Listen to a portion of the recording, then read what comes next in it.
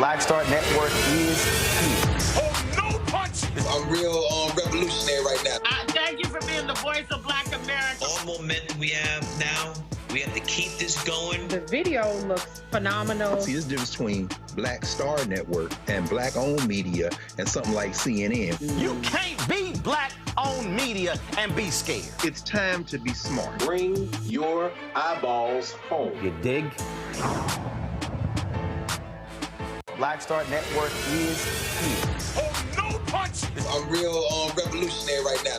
Thank you for being the voice of Black America. All momentum we have now, we have to keep this going. The video looks phenomenal. See, this difference between Black Star Network and black-owned media and something like CNN. You can't be black-owned media and be scared. It's time to be smart. Bring your eyeballs home. You dig?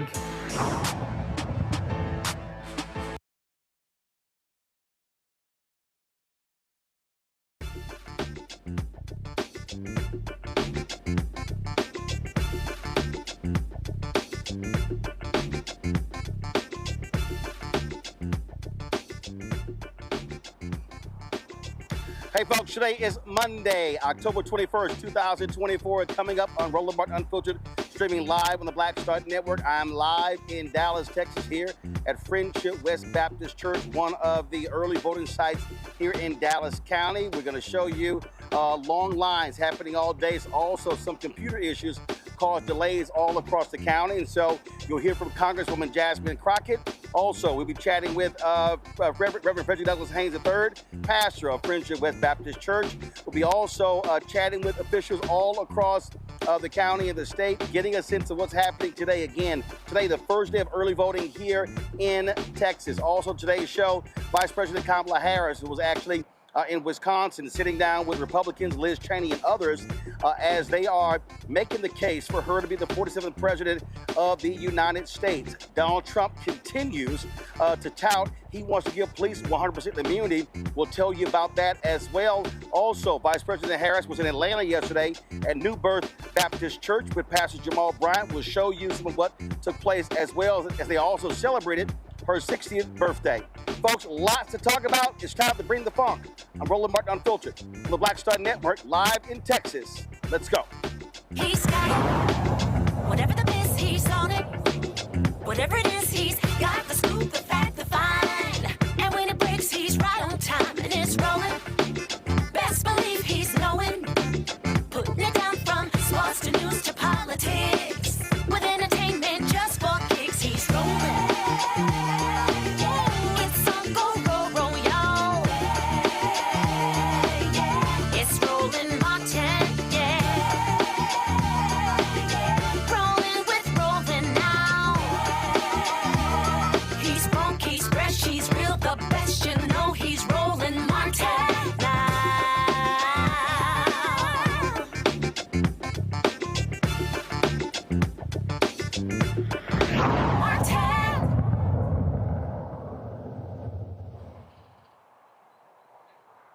Folks, Roland Martin here. I'm live in Dallas, Texas, where today is the first day of early voting all across Texas.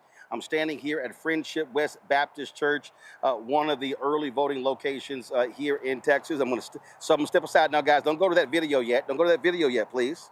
Don't go to that video yet. Okay, pull out, come back. So here we go. I'm going to step aside. So as you see, folks are still in line.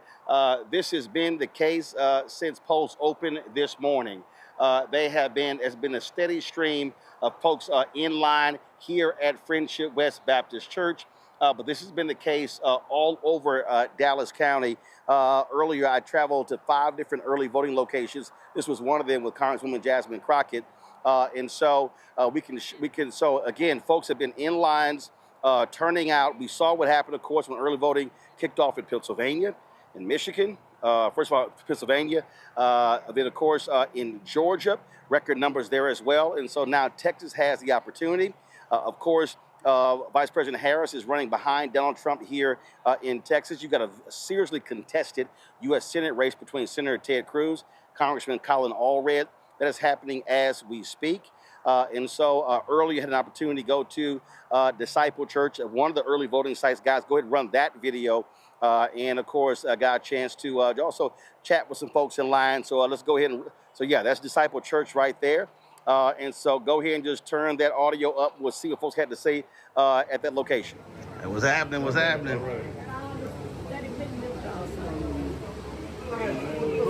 Hey, what's going on? What's happening? Hey, how you doing? Hey, what's going on? What's happening? What's going on? Good, good. Y'all all the way back here.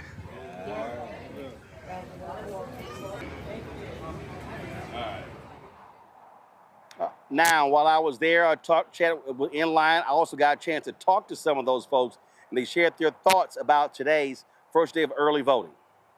The voting. What you got? Why you out here? Roland, I'm out here to vote, to make sure my vote counts. And what do y'all say to the brothers who considering sitting at home on the couch? You doing your whole country. You doing the people that look like you a disservice. Being a father, a girl dad of 2. I'm voting for my daughter's freedom Productions. You know, she should have. You know, my daughter should have the right to make their own decision about their body, not no government. And that's why I'm out here voting. All right then. Y'all here in line. We're here in line to vote. It's important that you go out and vote because every vote counts, especially for Sister Harris. All right. What you got? Time to vote for Miss Kamala Harris. I'm voting straight Kamala Harris and her vice presidential and all down the line. All righty. Cool. What you got? I'm here in line. I refuse to go back. Shucks and pearls all day. All right. All right then. We got this. All right. Just vote. Get out and vote. All right. Get out and vote. That's it. Do it early. That's it. Let's vote. All right. What you got to say about voting? Hey, we all should do it. We got to get it. We got to turn out. We got to turn out. Everyone has to turn out and make sure this election go right. We're going to make a difference. We're going to make a difference. Ready to get you a new hat to say 47? Harris? As soon as we get here. We're trying to make every vote count. I'm here for that. Look at this. Even Omega's voting. Even Omega's voting. You know what time it is. And we always vote.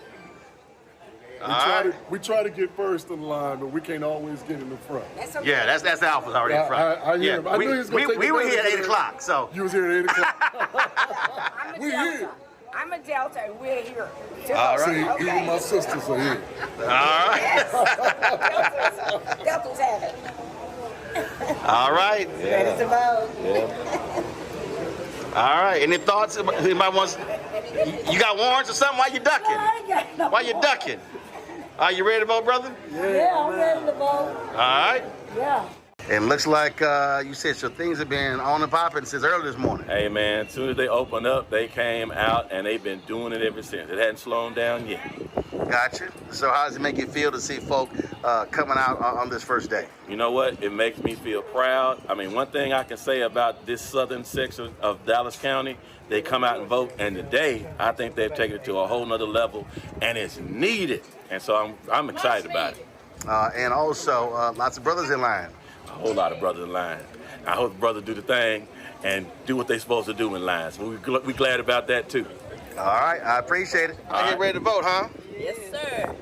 All right, and you said how old is she? 88. And you got your Kamala shirt. Let me zoom in on that. I want everybody to see this. All right. Her name is Esther Boston. Esther Boston? Esther Boston. All right, then. So Esther, I was talking to a woman in North Carolina. She was 89, and she said, I never thought I'd see a woman president. She said, I got to vote. Right. And that's why I'm wearing my shirt. Let everybody know I am voting for her. All right, then. We got her back. All right. Y'all take care. Thank you. All right, folks, again, that was some of the folks who were here in Dallas County.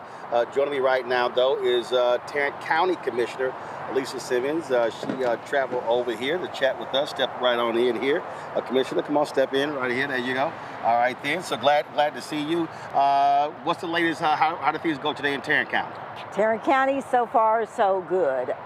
We have lines out the door at most polling locations, so it is busy. As of right this moment, we have exceeded the first day, election day numbers in Tarrant County. Really? Yes, so I think the first day in 2020 was 50,000. We're at 58,000. What about the black parts of Tarrant County? Well, I've got to get the breakdown for all of those, so I do not have those right at this moment. Now, you also got some big races there.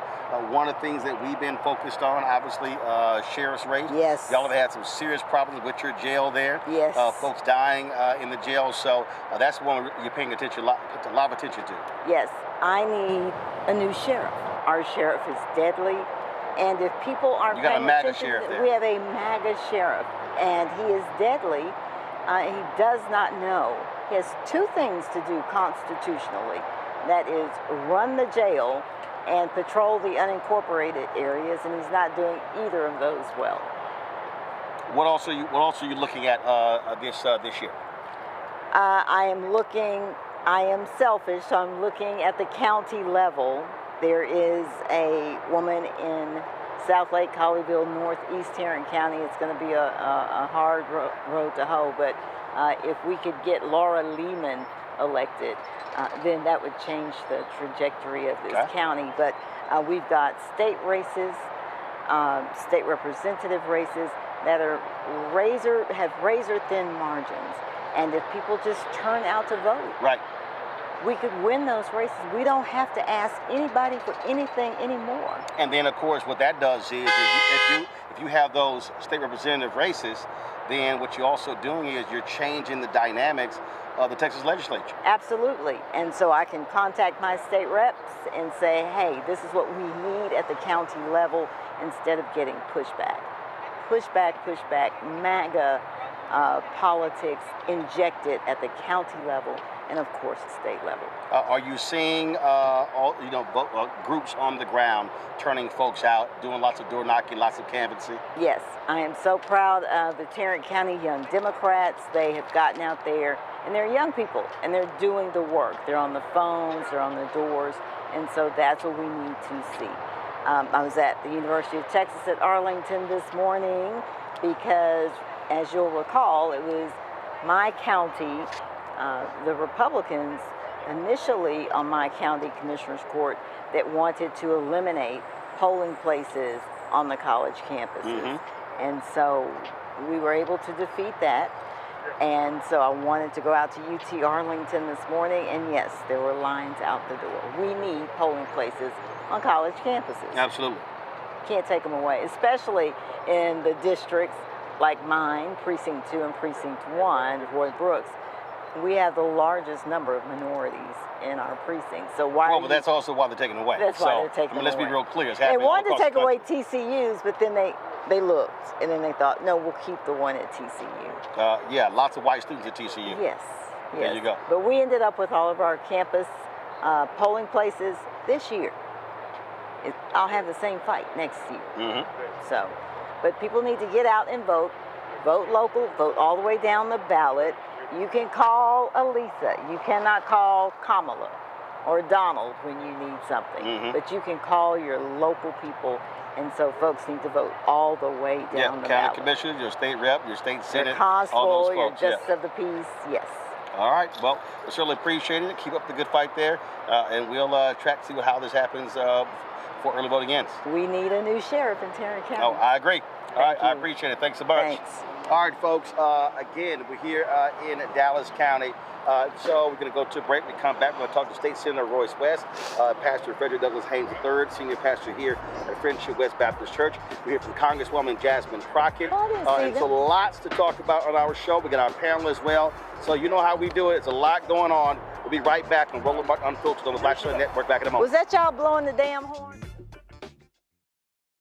IVF is a miracle for us because it allowed us to have our family. After having my daughter, I wanted more children, but my embryo transfer was canceled 8 days before the procedure. Donald Trump overturning Roe v. Wade stopped us from growing the family that we wanted.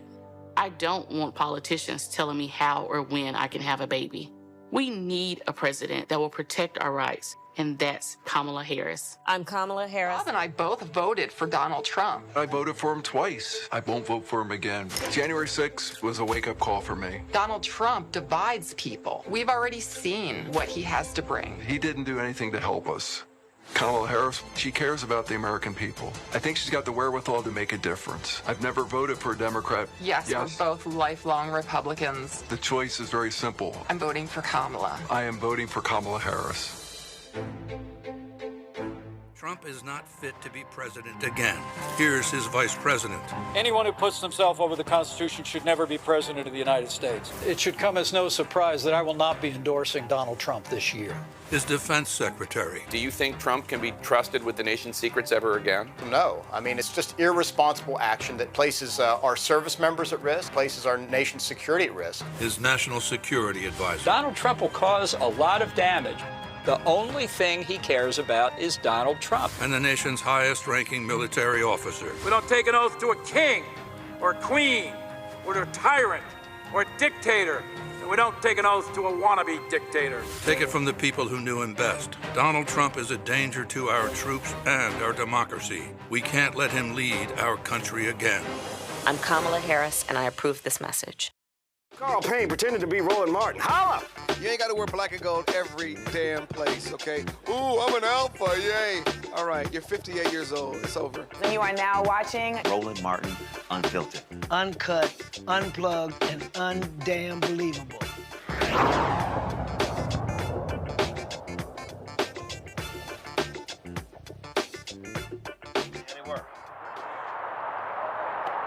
All right, folks, welcome back to Roland Martin Unfiltered. We're here at Friendship West Baptist Church in Dallas, Texas. 90 minutes left before the polls close for the day. Joining us right now is Pastor Frederick Douglass Haynes, the third senior pastor here. It's been busy all day. It's been awesome. And, of course, it kicked off yesterday. I need y'all to know about my frat brother, Roland Martin, that he has a job, a good job. He owns a whole business, but he also wants to pastor a church.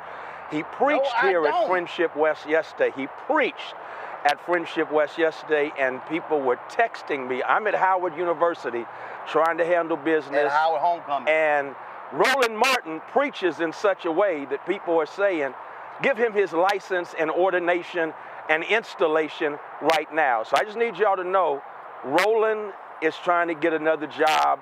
Tell him we need him doing this. But very seriously, man. First of all, let me tell y'all what really happened. I called Fred and say, hey, let's do a GOTV event in Dallas.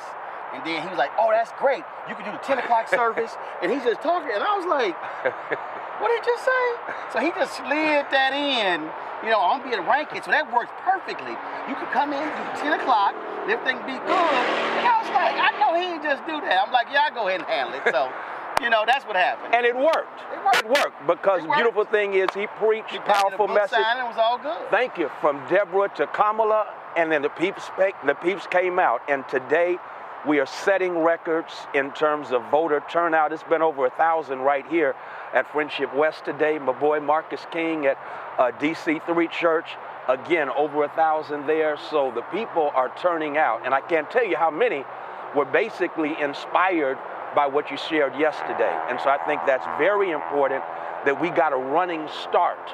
And we've had a number of our local elected officials, Divine Nine, organizing to make sure that we bank the vote and get it out early. And so that's why today has been so hot, because the message is bank the vote. Go ahead and get it in today.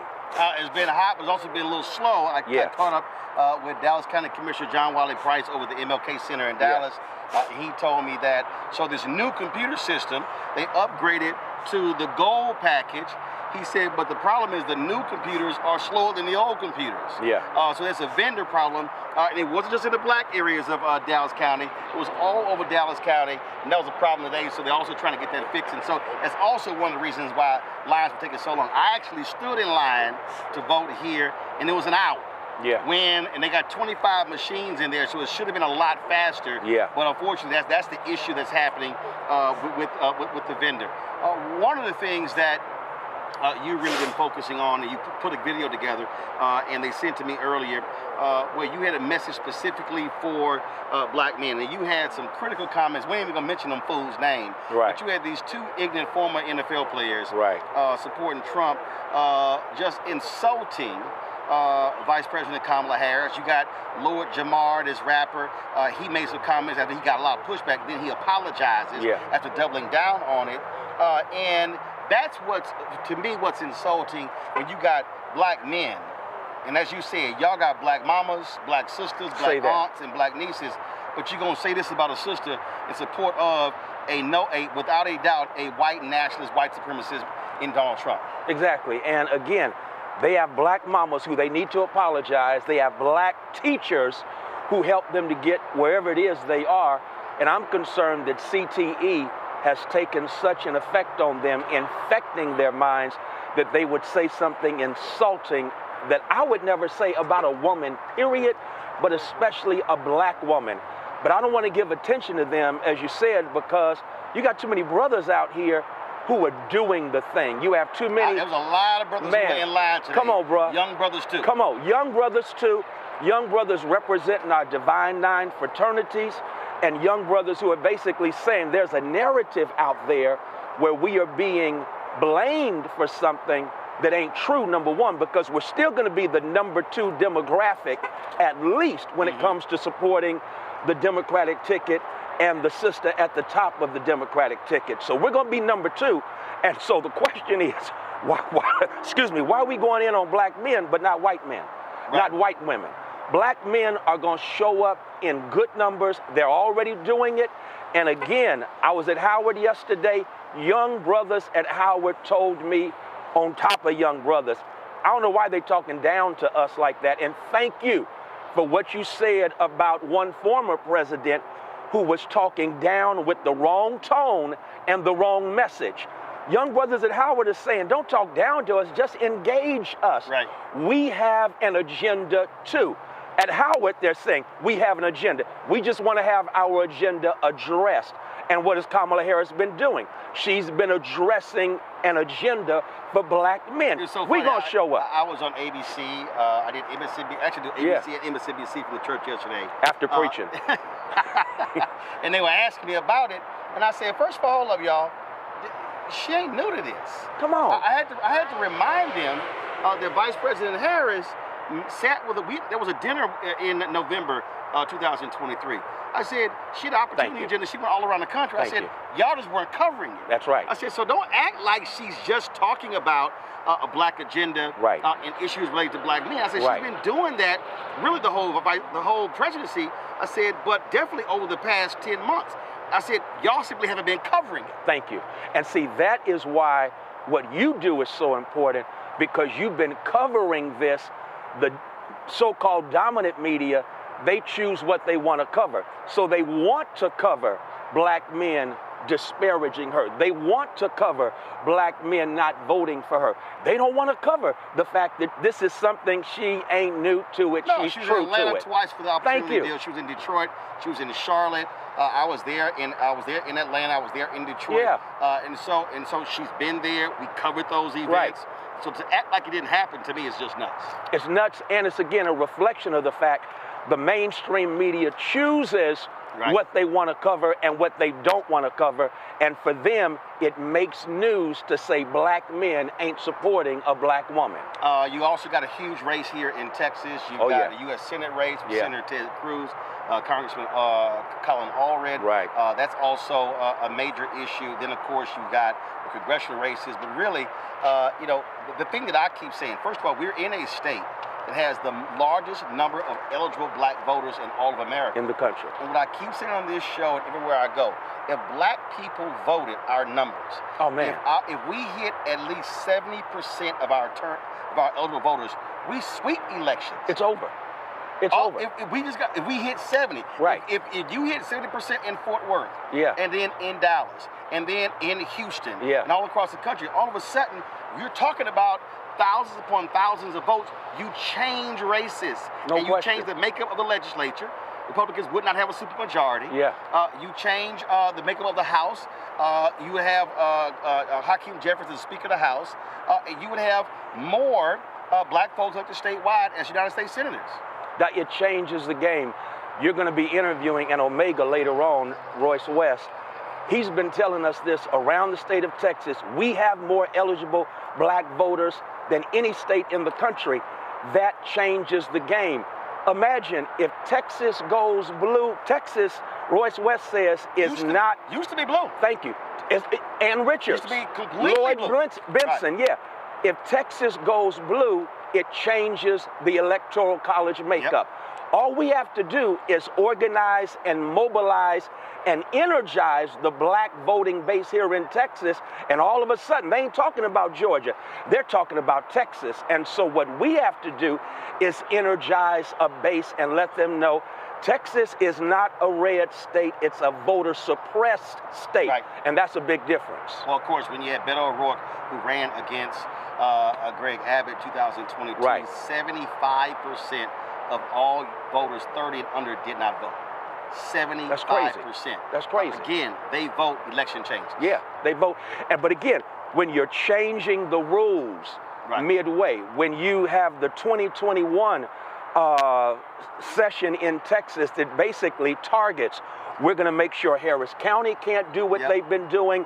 We're going to make sure that Harris County can no longer vote long after the hours when people are still in line. Stop the 24-hour voting. Come on, Doc. And in fact, I was talking to someone earlier, they literally changed the voting hours for Dallas and Harris County and not the other 250 counties. Thank you. Because again, it's not a red state. It's a suppressed voting state. Yep. And so what we have to do then, if they're going to play that game, we got to play chess ourselves and organize, mobilize, and do what we, again, tried to do with you yesterday, having you here, getting us out. And if we spread this around the state, it's a wrap. Well, let's do this here. So you're going to switch microphones with this late Omega, State Senator Royce West. Y'all go ahead and switch microphones. We're going to bring him on. So when y'all heard me interviewing Commissioner of Tarrant County, of course, that loud honking horn, that was his horn. That was Royce West. He wanted everybody to know he was here.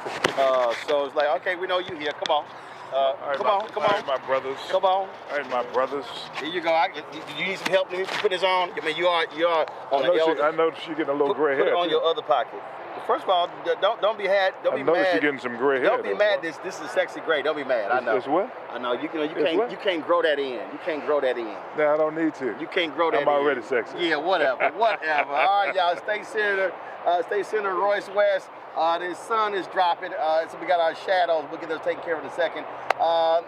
First day of early voting, talk about, again, what you've been seeing so far in Dallas County. Well, I tell you what, I'm real pleased with what I see in Dallas County, and frankly around the state of Texas.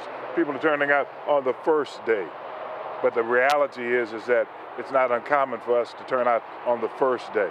The reality is that around this country, we've got to continuously turn out each and every day of early voting in order to maximize the number of people that we're voting. You said a few minutes ago that we've got to have at least 7 out of 10 people voting. Yeah. That's exactly where we need to be. Right. I mean, again, if you look at the history, when Harris-Walz Housing became mayor of Chicago, 85% of all eligible black people voted. Andrew Young said when he was elected to Congress, 72 to 73% of all eligible black voters in Atlanta voted. Right. Again, you hit those numbers, it changes the map. That's exactly right. I mean, the reality is, and if we do it consistently, then people will get the confidence that we can, in fact, win. And just like you said, along with that other alpha, what's that other alpha's name? Which one? Which one? Yeah, which one? That's right. Which one? It's a lot of them, so you pick from what? You got Dr. King, you got Thurgood Marshall. Yeah. Okay, yeah. Which one you want? Yeah. I want all of them. Oh, you want? Okay, all right. I'm just all good men. That's true. You're right. Absolutely. You're right. But I mean, the reality is this. We've got to have a sustained effort. And once we get that sustained effort and people see it, then it's going to be a commonplace for people to vote. But we're not there yet for some reason in 2024. But that's why what I keep saying to folks about ground game. Our money has to be in the ground game. And I get, again, I'm not saying don't give the campaigns, but the reality is we got to have groups that are going door to door, precinct by precinct, who are canvassing our neighborhoods. Everything cannot be won with television commercials. Well, I agree with you 100%. But, you know, again, in order, the state is the largest state of Texas, you still have to be on television. Absolutely. But you still have to have a ground game in the right areas in order to make sure we turn out to vote. Well, of course, this county, 254 counties, state, 254 counties. I think Dems have parties, county Democratic Party, they're only about 81 or 80 some odd, and so that's also part of the issue. It is part of the issue. And so, which is also what I keep saying, nationally, what happened in Georgia has to happen in Texas, in Louisiana, to maximize the numbers. Well, here's the deal. We've got to have a rural game also. Yeah. We just can't have an urban and a suburban game. We've got to have a rural game also until we maximize the number of locations that Democrats are in, getting volunteers in those particular areas to do the canvassing that you talked about. We're going to continue to be second class in the state of Texas and other states where we don't have the maximization. All right, Senator Royce Willis, I appreciate it. Thanks a bunch. That's called the flyaway signal. That means your segment is over. That's the flyaway signal. Going to a break. We'll be right back on this Alpha Show. Roland Martin Unfiltered on the Black Star Network. Yes, my son. Here's a 78-year-old billionaire who has not stopped whining about his problems. Oh, she had a big crowd. Oh, the crowd. This weird obsession with crowd sizes. It just goes on and on and on.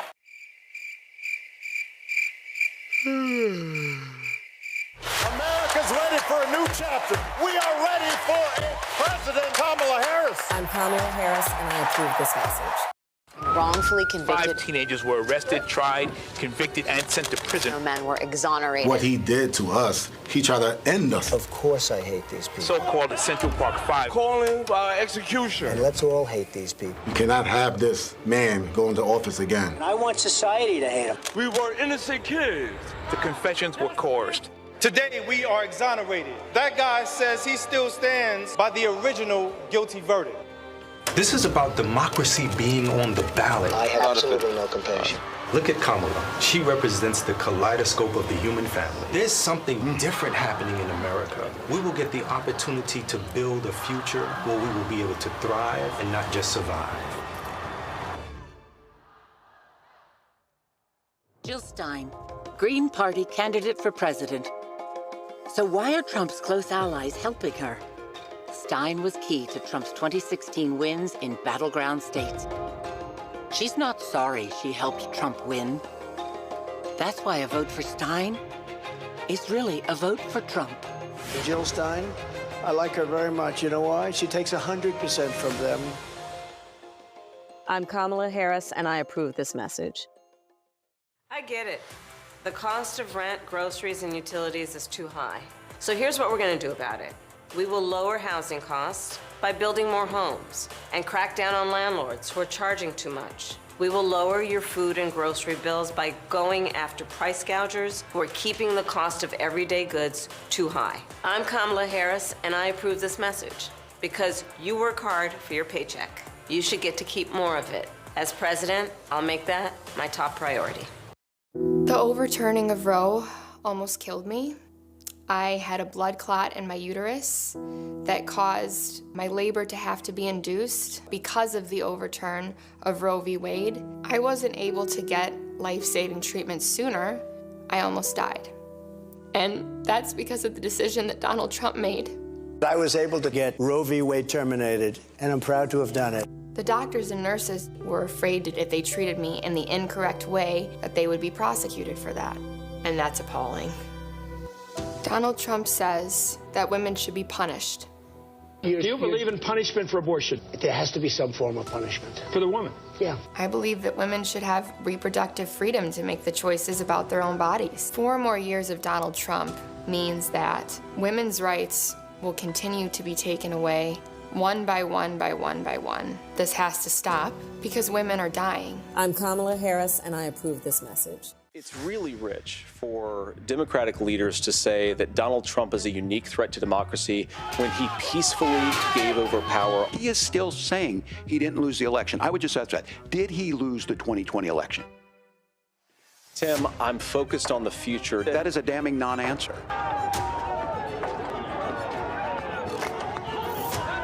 America, I think you've got a really clear choice of who's going to honor that democracy and who's going to honor Donald Trump. Winners never back down from a challenge. Champions know it's anytime, any place. But losers, they whine and waffle and take their ball home. Trump now refusing to debate a second time. He did terribly in the last debate. He's so easily triggered by Kamala Harris. Well, Donald, I do hope you'll reconsider to meet me on the debate stage. If you've got something to say it to my face. I'm Kamala Harris, and I approve this message. Kamala Harris has never backed down from a challenge. She put cartel members and drug traffickers behind bars, and she will secure our border. Here's her plan. Hire thousands more border agents, enforce the law and step up technology, and stop fentanyl smuggling and human trafficking. We need a leader with a real plan to fix the border, and that's Kamala Harris. I'm Kamala Harris, and I approve this message. When you talk about blackness and what happens in black culture, we're about covering these things that matter to us, speaking to our issues and concerns. This is a genuine people-powered movement. There's a lot of stuff that we're not getting. You get it, and you spread the word. We wish to plead our own cause. Too long have others spoken for us. We cannot tell our own story if we can't pay for it. This is about covering us. Invest in black-owned media. Your dollars matter.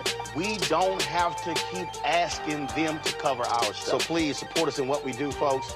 We want to hit 2,000 people, $50 this month, raise $100,000. We're behind 100,000, so we want to hit that. Y'all money makes this possible. Check some money orders. Go to P.O. Box 57196, Washington, D.C. 20037-0196. The Cash App is $RM Unfiltered. PayPal is R Martin Unfiltered. Venmo is RM Unfiltered. Zelle is Roland at RolandSMartin.com. Hatred on the streets, a horrific scene, a white nationalist rally that descended into deadly violence. White people are losing their damn minds. As an angry pro-Trump mob storms the U.S. Capitol, we've seen We're about to see the rise of what I call white minority resistance. We have seen white folks in this country who simply cannot tolerate black folks voting. I think what we're seeing is the inevitable result of violent denial. This is part of American history. Every time that people of color have made progress, whether real or symbolic, there has been what Carol Anderson at Emory University calls white rage as a backlash. This is the rise of the Proud Boys and the Boogaloo Boys. America, there's going to be more of this. Here's all the Proud Boys, guys. This country is getting increasingly racist in its behaviors and its attitudes because of the fear of white people. The fear that they're taking our jobs, they're taking our resources, they're taking our women. This is white fear.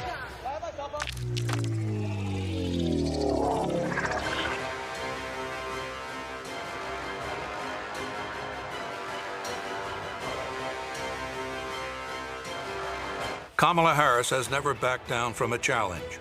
She put cartel members and drug traffickers behind bars, and she will secure our border. Here's her plan.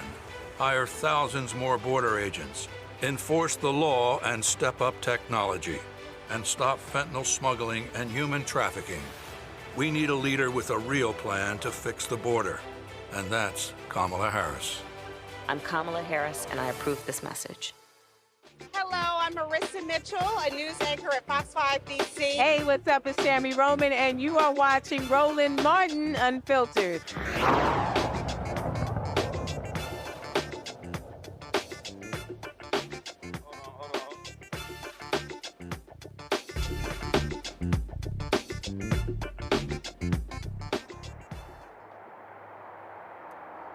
folks, welcome back to Roland Martin Unfiltered. Let's bring in our panel, Dr. Makongo Dibinga, Senior Professorial Lecturer, School of International Service at American University, coming to us out of D.C. Dr. Julianne Malveaux, economist, President Emerita, Bennett College, author, Gavin Reynolds, contributor with The Root, the former speechwriter to Vice President Kamala Harris, coming to us from New Haven, Connecticut. Glad to have all three of you here.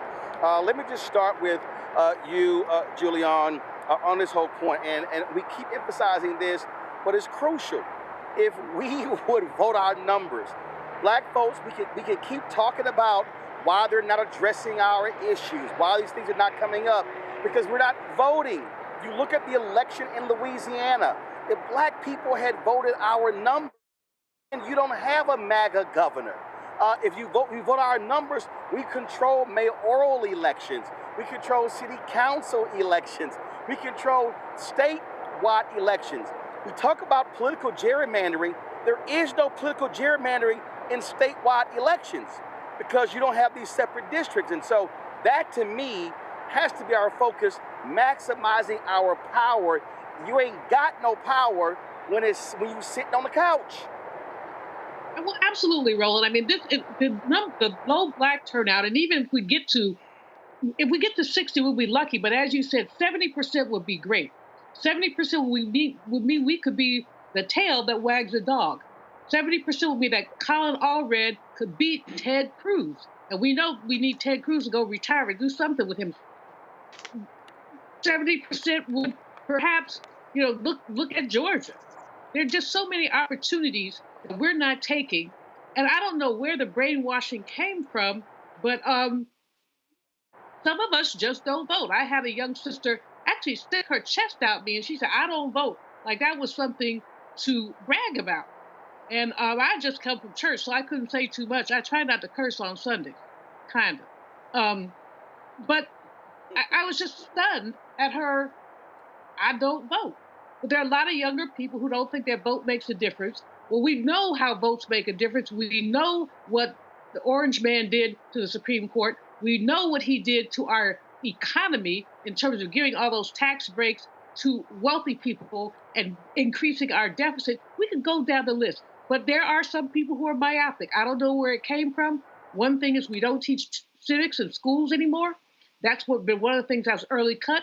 And the other thing is that, as I said, so you got these, so-called revolutionaries, like these idiots in ADOS who say they're not going to vote unless they get reparations. Well, if you don't vote, you won't get reparations. So people are just repeating nonsense. Roland, you do a service. Freddie was on the ball, as always. But we have to keep talking to our people, and I'm not sure at some point how we get them from point A to point B. We have power. Reverend Jackson used to say, hands to pick power, to pick president. Well, Makongo, again, this is not just, frankly, young voters. I was in line with a woman who was 54 years old, and she said, to be honest, I didn't really pay attention to politics until Trump came along. And she said, my mom died early. It really wasn't my thing. As I was telling her, I said, listen, I said, my parents have been working elections as long as you've been alive. And so we have that. But yeah, I just think that we have to have a massive voter education, civics campaign in our community after this election to understand that there are elections every single year. It's not just one. We got to be in the game in every single one of these elections. Yeah, absolutely. And shout out to what we do here at the Black Star Network, Roland, because you've always made this a priority. When it's not an election, when it's not a midterms, you're consistently talking about this. And shout out to Latasha Brown and Cliff Albright and so many people who are just out there doing this work every single day. My hope is, when I'm seeing on these college campuses as well, is that this new generation of, when I say new generation of people who, like my daughters, voting for the presidency for the first time, I feel like with somebody like Vice President Harris on the ticket, the way that people are getting engaged, I do believe that this could be an election where we can actually start, especially if she wins, we can actually start turning the tide as it relates to staying consistent, staying engaged, understanding that it's not just about voting for president. You got to show up at every level, like with all of the guests that you had in the first part of this show. And we have to do this. And because what you said, Roland, in your segment, in your interviews earlier, when you said that they're voter suppressed states, people really need to understand that like to the woman who put their chest out in front of Dr. Malveaux, that people are actively working to make us not vote, to make us not see the interest in voting, to make us not understand our power in voting. They're targeting us with all of these ads because they understand our power. And at some point, we got to understand our power too. Like you said, the 54-year-old lady you talked to, the older people. And so when you're out there in line, Roland, that stuff's getting the replays on YouTube. You talk to those two brothers who are talking about being girl dads like myself, also have a son but 2 daughters as well. They speak for me as well. And so the more we keep telling these stories, the more we keep showing people showing up, the way people like you and others are going at celebrities who are, challenging people like Lord Jamar and people who are saying ignorant stuff. This is the time to not only stand up now, but to put something in place that's really going to have a new level of activism going forward. Because I think with Dobbs, with Trump and what's going on, people are finally starting to understand that they have to show up every time or we're going to just keep losing. Absolutely. Again, what I think, Kevin, what people have to understand is we're talking about power.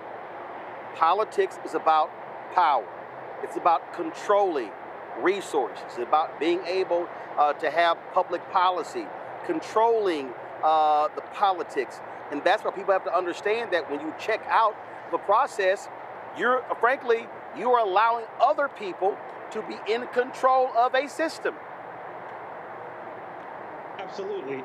And when we as a community choose to keep ourselves on the sidelines, there's just no excuse for that. But what I do think this comes down to in so many ways, and Dr. Malveaux and Omokongo both hit on this, is the lack of civics education in this country. And I think this is detrimental for a number of reasons.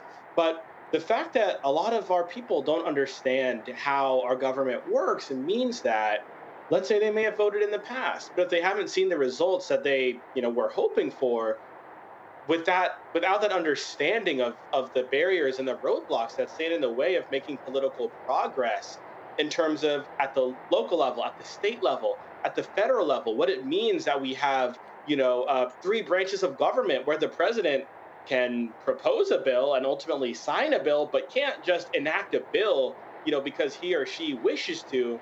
I think because we don't understand that always, it makes us jaded and disenchanted with the whole process.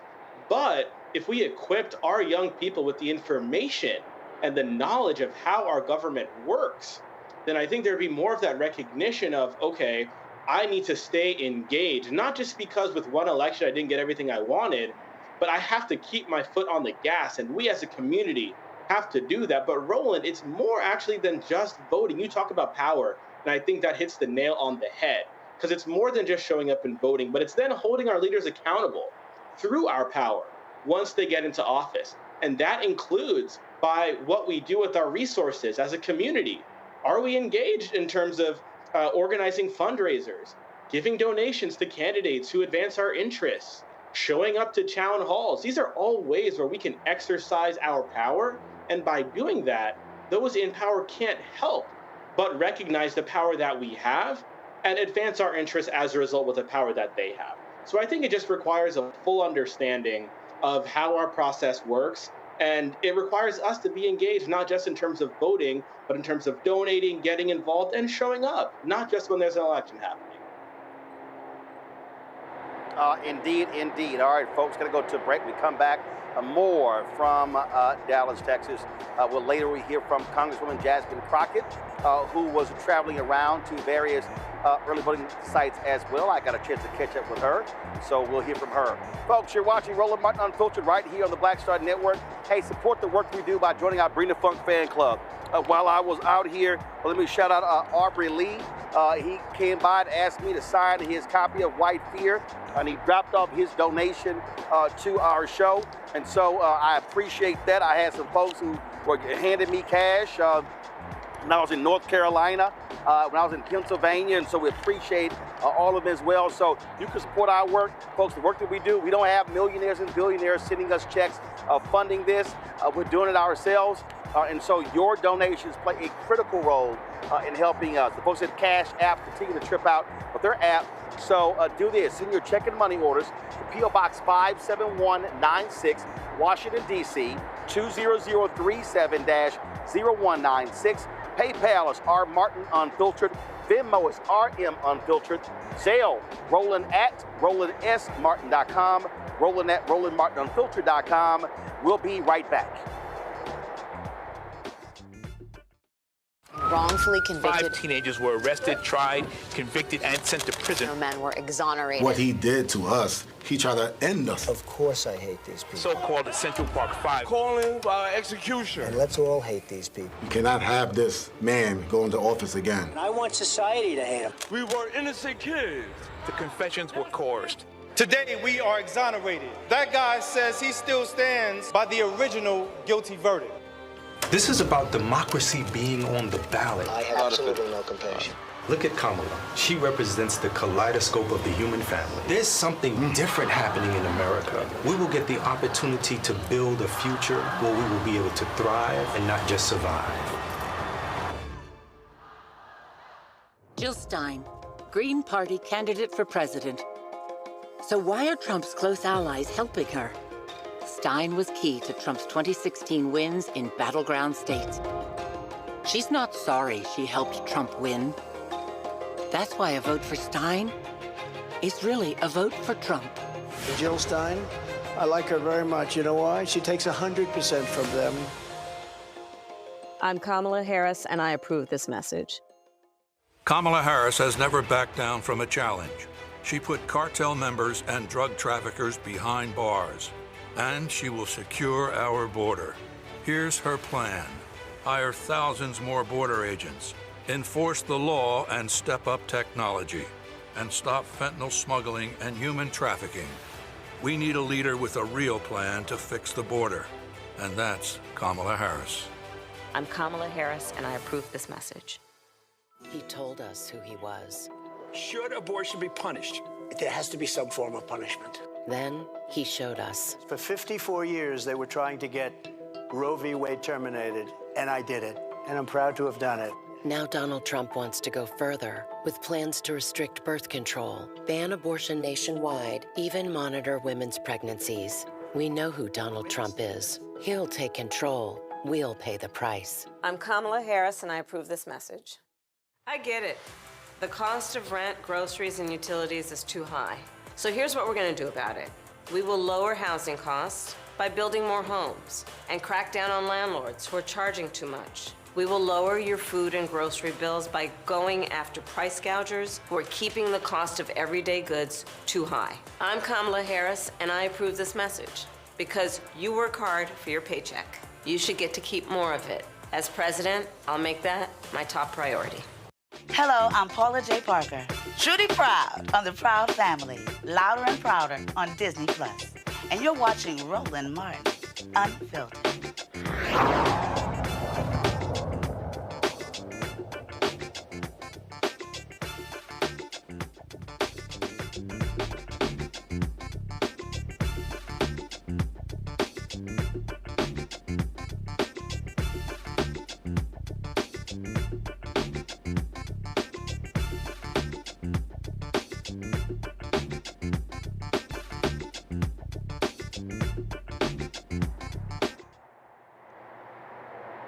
Folks, how many times have I said, listen to what they say?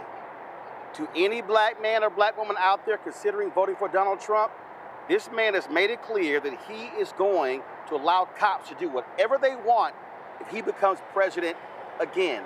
This is what he actually said in a recent town hall. Listen to this. Actually, this is on C-SPAN.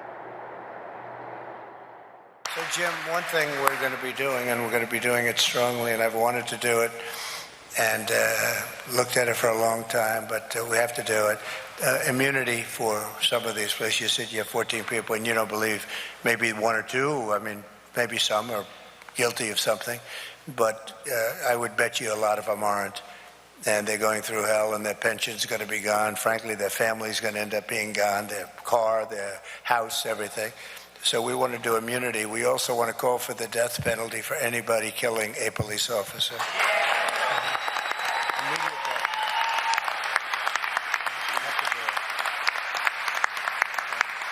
We'll be pressing, and thank you for your support. We have an Attorney General that's after us right now.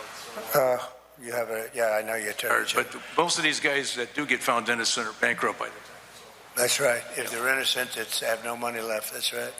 Anthony, if you don't mind. We're going to be looking at that very strongly, though, that police officers they're doing their job. If they do their job, and if they make a mistake, even if it's a mistake, and that can happen, you were telling me, others were telling me, they have like a quarter of a second to make a decision.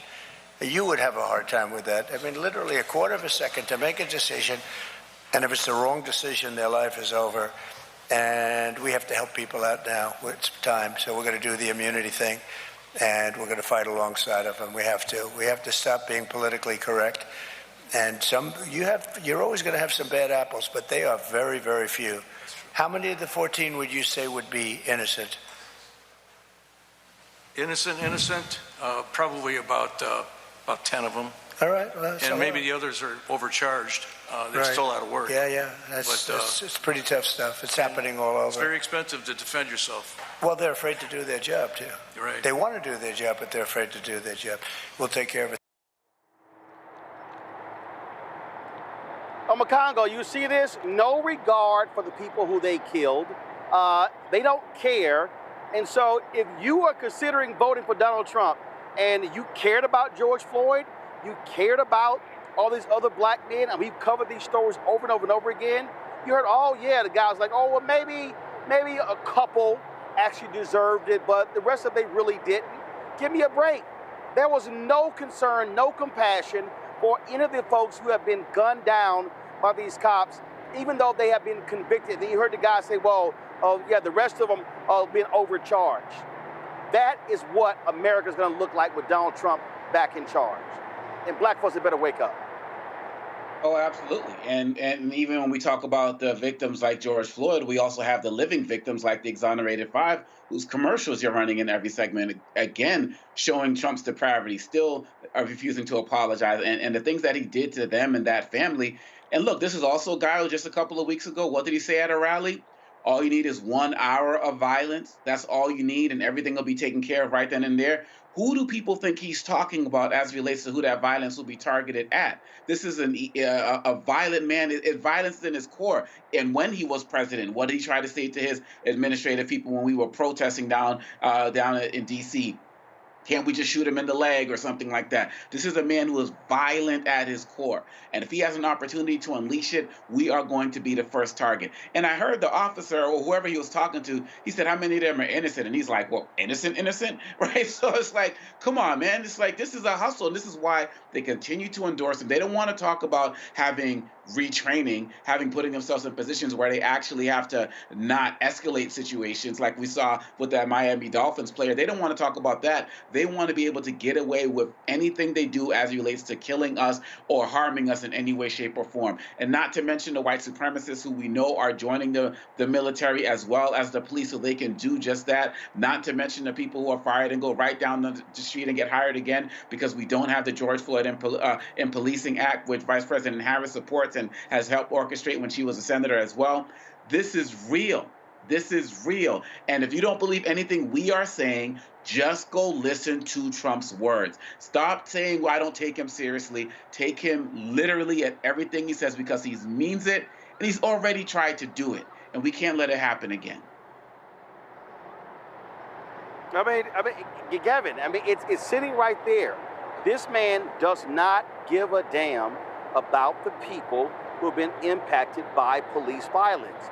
All he cares about are those cops, and we know cops that have been absolutely guilty. Those individuals should be in prison, and what they have done to black families is beyond despicable. He does not care. Usually when you have a non-incumbent running for president, they throw out all these policies and promises and plans, or in the case of Donald Trump, concepts of plans, and we just have to take their word for it. We just have to listen to what they say. But with Donald Trump, we can actually look back at what he did during his 4 disastrous years in office. So let's talk about that for a minute. There's this thing called a consent decree. Roland, we've talked about this on the show before. It's a powerful tool, for those who don't know, that the Department of Justice can use to get local governments to fix problems. Education, housing, but policing is a big one. President Obama, his DOJ entered into consent decrees 15 times with local law enforcement for police-related issues. Under Trump, his first attorney general, Jeff Sessions, effectively banned the use of these consent decrees in law enforcement contexts altogether. So against the backdrop of what he's actually saying right now about immunity and what he's done, this is the exact kind of policy that we can expect under a second Trump term. But there's more. As we've been saying time and time again on this show, Donald Trump has vowed to bring back stop and frisk, to enlist local law enforcement to enforce immigration orders, to order the National Guard to act as police officers. But let's recall what the Biden and Harris administration has actually done in terms of police reform. For all federal law enforcement, banned the use of chokeholds, called for new standards that limit the use of deadly force, expanded the Obama administration's restrictions on the transfer of military equipment to local law enforcement. And while Trump wants to rescind all of that, Kamala Harris will actually build on the progress of the past 4 years to ensure that no one is above the law. That includes the president, but that doesn't mean she's going to be soft on crime. Obviously, we all know that. No, she's actually prosecuted violent criminals, removed guns from the streets, taken down gangs, and as vice president oversaw $15 billion in investments in local law enforcement and community safety. So the contrast here, Roland, last thing I'll say is it cannot be clearer, right? With Donald Trump, it's the same old law and order for everyone but himself and those in power, including police. But with Kamala Harris, it's actually about true public safety and accountability and ensuring that no one is above the law. Julian? You know, the notion that this man would give police officers immunity no matter what they do, we could call the roll and talk about just Breonna Taylor. We can talk about George Floyd. We can go back and talk about the brother in Oakland who was killed. There are just so many cases where actually these officers, it wasn't that they had a snap decision to make. It was that they were careless, stupid, and racist. That's what they were. When someone picks up their taser or their gun and thinks it's their taser, how much law enforcement training have you had? When someone kills a boy, kills a young man, I mean, beats him to death, really. I mean, we have so many cases like that. And so, and not to mention the exonerated 5 and the vitriol with which he went after them back then when the Central Park case happened. They've been exonerated, but he won't acknowledge that. And this whole, well, innocent or innocent. Come on, dude. You think you innocent, even though you have 34 felonies. So let's just be clear. As always, Donald Trump is talking out of both sides of his mouth. On one hand, he's saying immunity. On the other hand, he said, well, there's some bad apples. Which is, and should people who are bad apples be forced to bear the consequences of their actions? Gavin is absolutely right in making the contrast between the 45th president and the administration of the 46th president and vice president. The contrast is extremely clear. But Roland, I'm just confused, and I'm not often confused. But I'm not. Well, first of all, I'm not confused because he doesn't care about regular, ordinary people. He's shown exactly who he is, and so that's just a fact. So I'm confused about these black people who somehow are so delusional. I'm not. I'm not. There are people who only give a damn about themselves. And they say, well, hey, guess what? That's not me. Yeah, but what they're saying is that's not me. I'm not going to do that. I'm not going to be doing something to a cop. So, hey, he ain't talking to me. That's what you're dealing with. But what they better understand is, trust me, but they don't understand that every single one of those families, every single family that's been impacted, never thought that they will actually be impacted. I got to go to a break. We come back. We got to talk about Vice President Kamala Harris's housing proposal compared to Donald Trump's housing plan. Oh, I'm sorry. He doesn't have one. You're watching Roland Martin Unfiltered on the Black Star Network live from Friendship West Baptist Church here in Dallas, the first day for early voting in Texas. I'll be right back. IVF is a miracle for us because it allowed us to have our family. After having my daughter, I wanted more children, but my embryo transfer was canceled 8 days before the procedure. Donald Trump overturning Roe v. Wade stopped us from growing the family that we wanted. I don't want politicians telling me how or when I can have a baby. We need a president that will protect our rights, and that's Kamala Harris. I'm Kamala Harris, and I approve this message. Bob and I both voted for Donald Trump. I voted for him twice. I won't vote for him again. January 6th was a wake-up call for me. Donald Trump divides people. We've already seen what he has to bring. He didn't do anything to help us. Kamala Harris, she cares about the American people. I think she's got the wherewithal to make a difference. I've never voted for a Democrat. Yes, we're both lifelong Republicans. The choice is very simple. I'm voting for Kamala. I am voting for Kamala Harris. The overturning of Roe almost killed me. I had a blood clot in my uterus that caused my labor to have to be induced because of the overturn of Roe v. Wade. I wasn't able to get life-saving treatment sooner. I almost died. And that's because of the decision that Donald Trump made. I was able to get Roe v. Wade terminated, and I'm proud to have done it. The doctors and nurses were afraid that if they treated me in the incorrect way, that they would be prosecuted for that. And that's appalling. Donald Trump says that women should be punished. Do you believe in punishment for abortion? There has to be some form of punishment. For the woman? Yeah. I believe that women should have reproductive freedom to make the choices about their own bodies. 4 more years of Donald Trump means that women's rights will continue to be taken away one by one by one by one. This has to stop because women are dying. I'm Kamala Harris, and I approve this. Hatred on the streets, a horrific scene, a white nationalist rally that descended into deadly violence. White people are losing their damn minds. As an angry pro-Trump mob storms the U.S. Capitol, we've seen shooting. We're about to see the rise of what I call white minority resistance.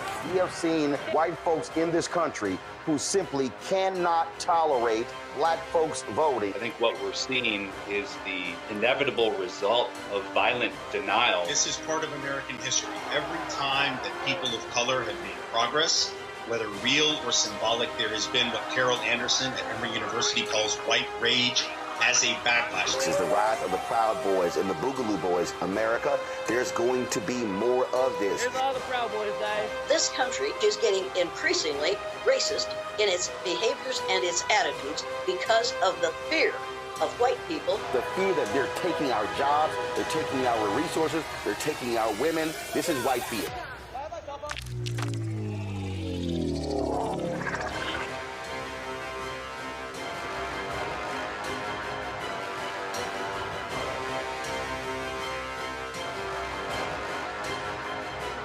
IVF is a miracle for us because it allowed us to have our family.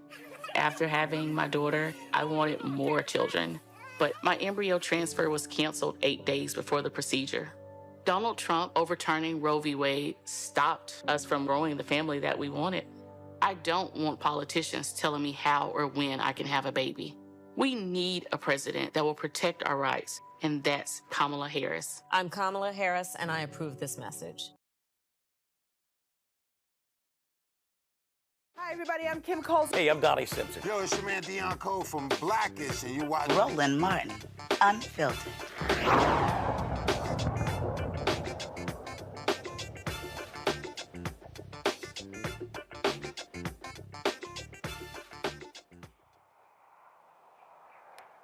All right, folks, welcome back to Roland Martin Unfiltered here on the Black Star Network. Let's talk about housing. There's a stark contrast between Vice President Kamala Harris and Donald Trump. Harris actually has a housing plan. Donald Trump doesn't even have concepts. He literally has nothing. We're going to play for you in a bit a soundbite with my interview with Vice President Kamala Harris a week ago. Let me right now, though, let's go to my next guest, David Dworkin, the president and CEO of the National Housing Conference, who joins us from Washington, D.C. David, appreciate it. Have you actually seen a housing plan from Donald Trump? Because I haven't. Well, I'd rather talk about her plan because it's actually one of the most detailed housing plans I've ever seen out of a candidate. Oh, yeah. No. We absolutely going to talk about her plan, but I'm starting out by making the point she actually has one. I haven't seen one from him, and it reminds me of 2012, David. I'll never forget. I'm on CNN, the Republican National Convention, and I get to this thing with John King, and he's like, well, no, Mitt Romney has a housing plan. And I'm like, dude, he doesn't. I literally wrote a column on it last week. And then Anderson Cooper's like, well, we'll sort it out. I'm like, no, we're not going to sort it out. I'm telling you, he doesn't have one. We go to the commercial break. They come back, and I go, hey, during the break, I check. He ain't got one. And so, and this is one of the most fundamental issues that impacting the country right now. People are complaining about high rent. When I interviewed the vice president, everybody keeps talking about the $25,000. I think the major part of her plan is the building of 3 million units because we have a deficit of housing stock in America. Well, that's absolutely right. And the reality is that the two major proposals that she has in her plan already have significant bipartisan support. And one of them, building more affordable rental housing, actually passed the Republican-controlled House of Representatives. And we need to get these bills passed and have the president sign them so that we can build those homes. That is the core issue for housing prices. It's the law of supply and demand. We just don't have enough houses. We need to build a lot more. And I've heard you talk about it in the past. You get it. I mean, since the Great Recession, we have not built nearly enough homes, millions short. And the other piece of this is that we also lost a lot of home builders in the Great Recession, and we haven't really replaced that capacity. So we need to create more homes. We also need to build more companies and jobs. And frankly, that's where everybody needs to step up, and there's a huge opportunity to become a home builder these days, especially if you're already doing home repair or renovation.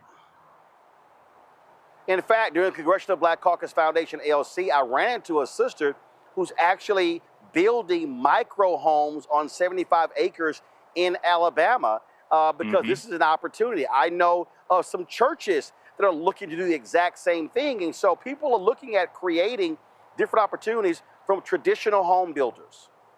Yes, and there are churches around the country. I've been working with black churches for over 30 years on housing issues, and in Detroit and other cities around the country, people are really making a difference. They already own some land. They have experience in development. There's a lot of moving parts to building a church, and they have credibility in the community, and that's a really big deal. I guess what's frustrating to me, David, is like, again, my question off the top. All I keep hearing from these mainstream media outlets is like, where are her policies? Where are her policies? Where are her policies? And so here's one that she laid out, and they act like, well, okay, it doesn't exist. And I'm sitting there going, this is real. This is a fundamental problem.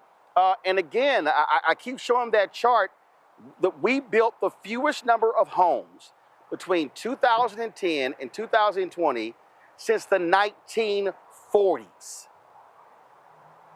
That's real. Also, so you got increase in demand, and the price is going up, and it's crazy. Yeah, you're absolutely right. I have to say that we're a nonpartisan organization, but anybody who knows housing will look at that plan that she put out there and say, this is the most detailed housing plan from a presidential candidate in history. And she lays it out. She says exactly what she's for. Two of the major housing supply engines are already in bills and just ready to pass. So it's pretty impressive.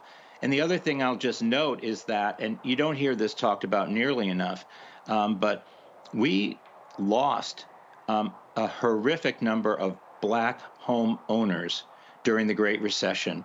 And anybody who lives in a community that's predominantly people of color, they know exactly what I'm talking about. And it's a tragedy. Just a few years ago, the homeownership rate for Black Americans was lower than it was in 1968 when the Fair Housing Act was passed. Yep. And so we've got to move that number. It's one of the reasons we created the Black Homeownership Collaborative, 3by30.org.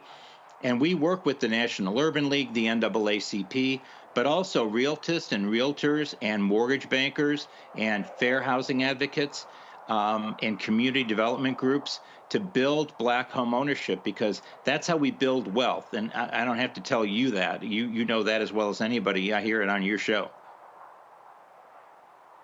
Well, I'll tell you what, and I know somebody watching right now that may think I'm crazy what I'm about to say, but the home I bought here in the Dallas area, in 1999, I got it for $122,100. And I would say, property taxes probably was 25, 27, 2,800, something like that. Well, because of this demand, and I'm about to say, people may think I'm crazy. One of the reasons the numbers shows how wealth is increased is because home prices have soared. The same house today, I believe when I last checked, it's around $320,000, the value of the home. Property taxes are close to $8,000, okay? And the reason that number has shot up is because of the lack of housing. I have gotten calls, text messages, phone calls, damn near every day. And because my parents are on the same plan, my sister gets them, my dad gets them, my mom gets them, my wife gets them. And my answer is, no, I ain't selling. My parents are retired, they live in my home. And my niece lives there as well. But I'm like, no, this is what's going on.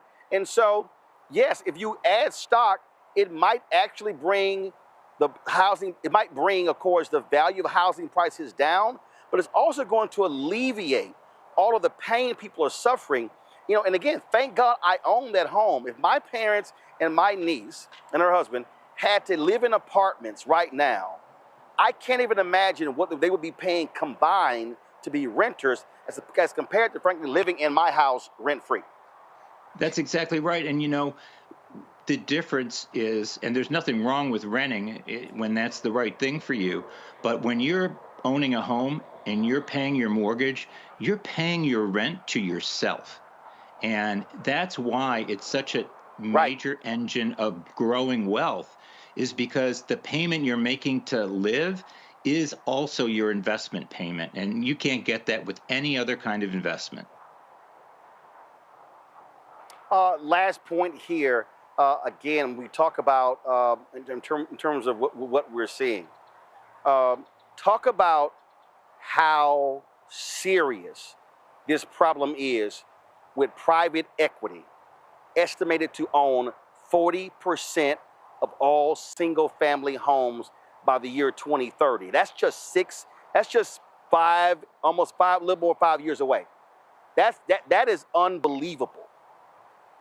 Well, we have to be careful when we look at trend lines. A lot of these companies are moving into build to rent, and we need more rental properties. I don't care whether you build them side by side or stack them on top of each other.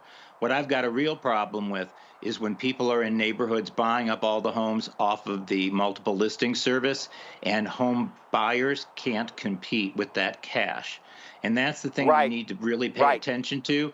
And we've worked with some of these companies to say, you know, y'all need to be selling those homes, not to other investors, but into the market and for first-time home buyers.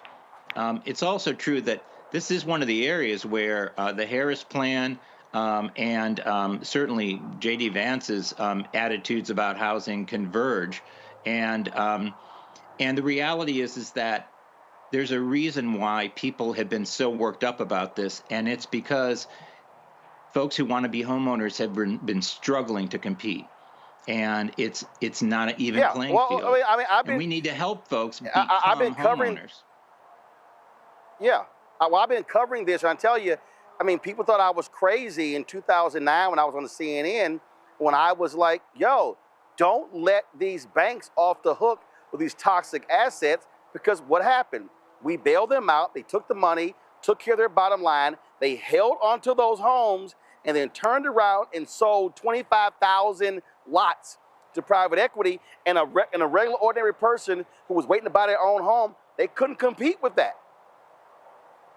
Yeah, we need to do better. And I also just want to say, I really appreciate your leadership and certainly appreciate you having me on the show.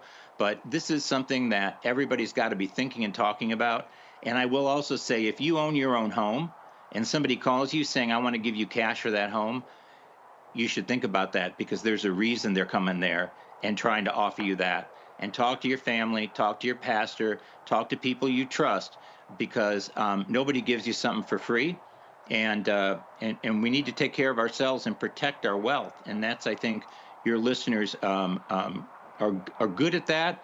But in housing, it just is, sometimes it's just hard to focus on the way I might think about other stuff. Yep. And that's your most important asset, frankly.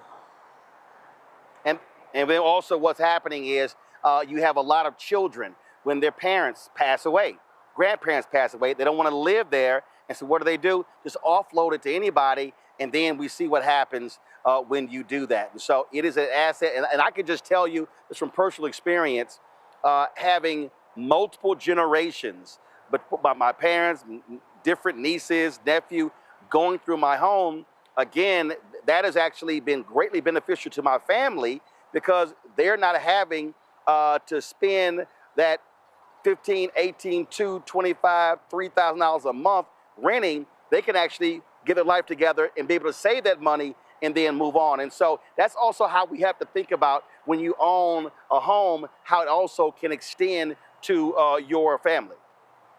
Yeah. You know, I'm always a little offended when people talk about financial literacy, because it implies that people are financially illiterate. And if you're paying your bills off the back porch in cash, you definitely have a financial literacy issue.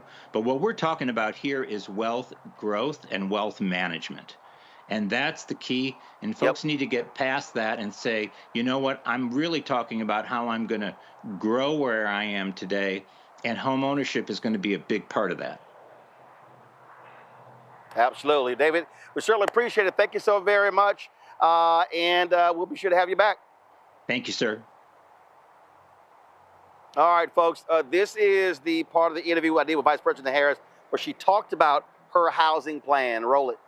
Housing piece, because what I think is not being talked about, the building of new housing stock. Yes. And so because of the home foreclosure crisis, we literally built under 9 or 10 million homes in 2010, 2020. We're underbuilt now as well. The fewest homes being built since the 1940s. Yes. So a huge part of this problem with housing is that we don't have the stock. So talk about that piece there, because you've got demand, but you don't actually have right now the available homes. So, and I'm glad you actually presented the point the way you did, because let's also go back to what you know in my history on this in terms of being Attorney General. When I took on the big banks, and because they were doing predatory lending, and a lot of the folks who were targeted with that predatory lending were black folks who were being told, oh, you don't need to worry about it. We're going to give you this money. And so you can buy a home without actually doing the analysis to figure out if they'd be able to afford to pay it back, right? And folks trusted the banks that if you're going to loan me the money, then you must have determined I have the ability to actually, be able to see it through. And the foreclosure rates for black homeowners during that crisis. 53% of black wealth wiped out. That's exactly right, Roland. I took on and sued the big banks and ended up delivering $20 billion for the homeowners of California. The former President Obama recently mentioned the fact that I actually took on the Department of Justice and the administration, saying I'm not going to do a deal that brings crumbs to the table. But not just when you're Attorney General, because even right now, the DOJ, Civil Rights Division, the redlining lawsuits, mortgage discrimination. We have been taking all of it on. Mortgage discrimination, also discrimination in home appraisals. We've taken on the fact that, you know, those stories about a black family is trying to get their home appraised. They want to get a second mortgage. They want to sell the house, whatever. And they bring in the appraiser. The appraiser looks around, looks at the family pictures, and appraises it for less than it's worth. The family knows that. They're not stupid. The black folks got to remove photos, so books, then they DVDs, remove photos and everything else, right? They remove strip all the blackness. All of that. And then they ask a white family that's a friend of theirs, come in, they put up their pictures, and the house gets appraised for more. Racial bias, we're taking that on for the first time. And I want to give due credit to former Secretary of HUD, Marcia Fudge, for being a leader on that.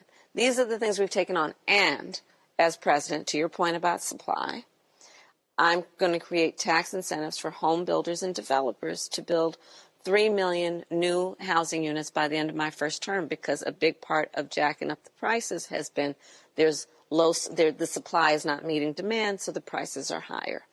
And when you couple that with $25,000 down payment assistance, we have the ability to give people the opportunity to achieve what generations before called the American dream, but which has been out of reach for too many people.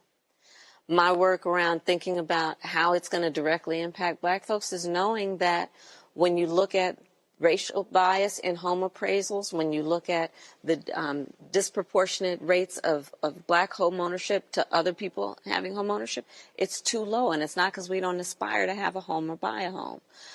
My work is about looking at small businesses, knowing they're the backbone of our economy in the neighborhood, in communities, and giving folks an extension of a tax deduction so it's not just $5,000 for a startup small business, but $50,000, because nobody can start up a small business on $5,000. I'm glad you mentioned small business. I was talking to a black restaurant owner in Houston, and we were talking about the corporate tax rate. Yeah. And one of the things that he said was, All right, that was the housing portion of my interview with Vice President Kamala Harris. All right, got to go to a break. We come back, black and missing.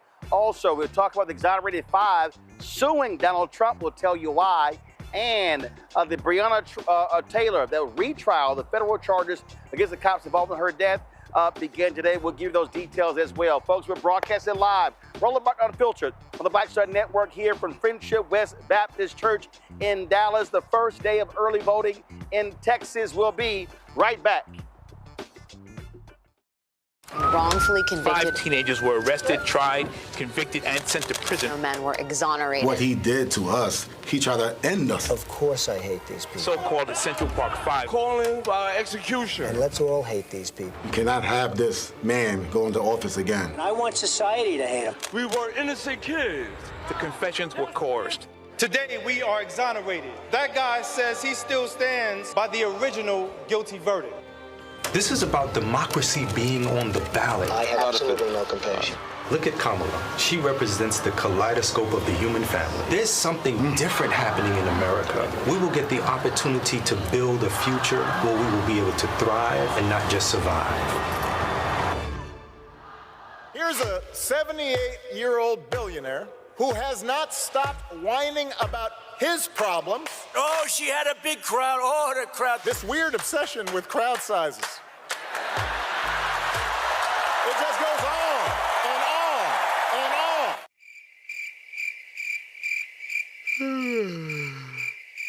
America's ready for a new chapter. We are ready for a President Kamala Harris. I'm Kamala Harris, and I approve this message. Bob and I both voted for Donald Trump. I voted for him twice. I won't vote for him again. January 6th was a wake-up call for me. Donald Trump divides people. We've already seen what he has to bring. He didn't do anything to help us. Kamala Harris, she cares about the American people. I think she's got the wherewithal to make a difference. I've never voted for a Democrat. Yes, we're both lifelong Republicans. The choice is very simple. I'm voting for Kamala. I am voting for Kamala Harris. I get it. The cost of rent, groceries, and utilities is too high. So here's what we're going to do about it. We will lower housing costs by building more homes and crack down on landlords who are charging too much. We will lower your food and grocery bills by going after price gougers who are keeping the cost of everyday goods too high. I'm Kamala Harris, and I approve this message because you work hard for your paycheck. You should get to keep more of it. As president, I'll make that my top priority. What's good, y'all? This is Doug E. Fresh, and you're watching my brother Roland Martin Unfiltered as we go a little something like this. Hit it. It's real.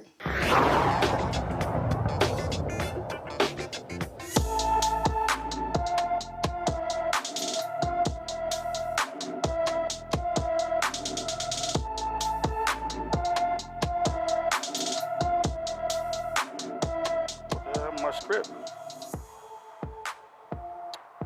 All right, folks, our black and missing, we really hate when we have to do these stories, but Avery Potts, folks, has been missing from Dallas, Texas. Avery is 5 feet 10 inches tall, weighs 175 pounds.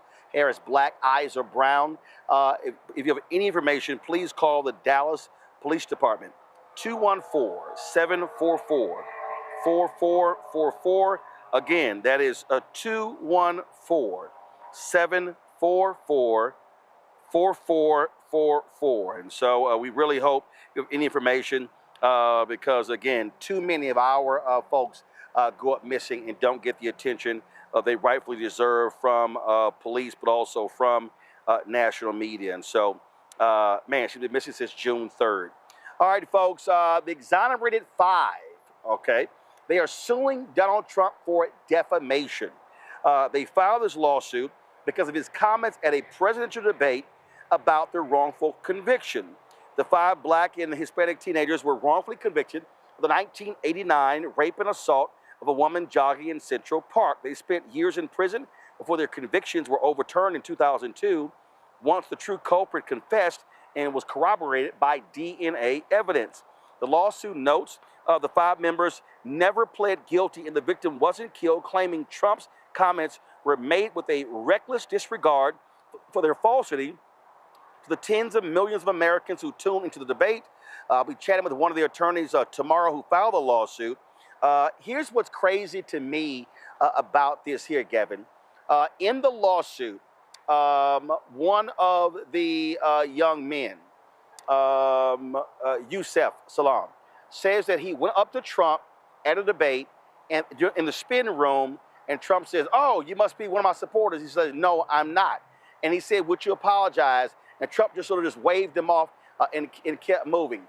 The fact that Trump, and man, remember the last election, Trump doubled down and did not apologize for taking that full-page ad out and insisted that they were still guilty. Yeah, look, this is just further evidence of how Donald Trump sees us as black people. So let me talk to those black folks at home who are still deciding who to vote for or whether to vote at all, right? Donald Trump, since the I don't remember what year this was, but Central Park 5, now exonerated 5, took out a full-page ad to have them executed via the death penalty. How did he come onto the scene when he ran for president in 2016? By promoting racist lies about Barack Obama being born in Africa, not being born here in the United States, which he obviously was. By talking about people from Haiti as coming from shithole countries, by saying there were very fine people on both sides of a Unite the Right rally, which featured white supremacist KKK members. He's referred to us as thugs. He told the Proud Boys, white supremacists, to stand back and stand by. But it's not just how he sees it, it's how he treats us in terms of his policies. We've talked about on this show how over the 4 years that Donald Trump was in office, the policies that he put in place when it comes to criminal justice and how the Department of Justice was utilized, seeking to strip away health care from many, many black Americans by putting justices onto the Supreme Court who have now been responsible for overturning Roe v. Wade, which has already had and which will continue to have detrimental impacts on black women in terms of furthering the maternal health and maternal mortality crisis that we have in this country. And of course, those same justices who have helped get rid of affirmative action. So again, the fact that Donald Trump continues to spew this racist rhetoric, these lies about the now exonerated 5, fits into a broader pattern of who Donald Trump is.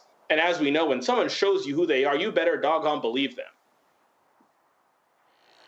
Well, Julian, I'm glad to see them file this lawsuit because he needs to be held accountable for these reckless comments. Absolutely. I mean, he behaves as he's above the law. He's done that consistently throughout his life, actually, failing to rent to black folks when he was a landlord in Queens. And we could go through his failing to pay people he's contracted with, and then he just decides randomly, well, I'll just pay you this amount.